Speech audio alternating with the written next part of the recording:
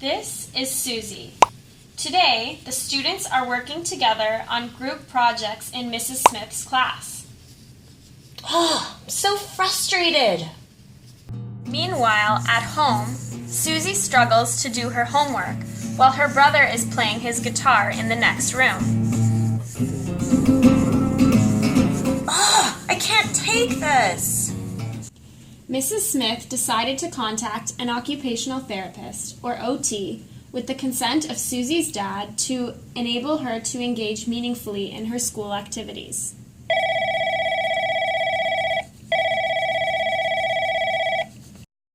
A few days later, the OT met with Mrs. Smith and Susie's dad for a consultation.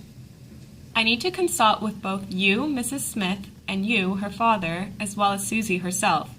Consult means to gather as much information as possible from multiple sources related to Susie in order to have a holistic understanding of her and her situation. This will allow me to make the most informative decision to help care for Susie. I've noticed Susie tends to be a distraction for herself and also to other kids in the class. When I try to get her to focus on her work, it just seems like she doesn't want to listen to me. I'm Susie's dad. I noticed that since she started at her new school, she hasn't been able to do her homework at home. Maybe the work's too hard for her to do by herself. The OT assessed Susie in class. She noticed that Susie frequently covers her ears in noisy situations, and by talking with Susie, the OT discovered that she feels frustrated at home because her brother just started learning the guitar.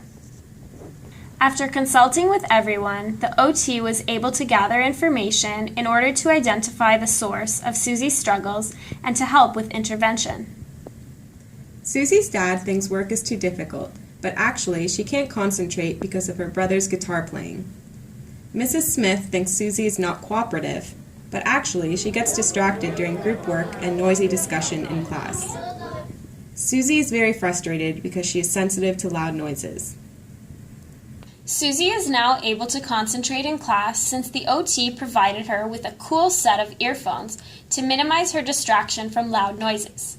Susie's teacher also accommodates Susie by modifying group work in class. The OT also suggested that Susie's brother only practice guitar when Susie is not around. This allows Susie to focus on her homework. Through consultation, the OT heard different perspectives about Susie's behavior and was able to identify a pattern. The OT then made an informed decision about why Susie was struggling and how to help Susie in class and at home. The power of consultation.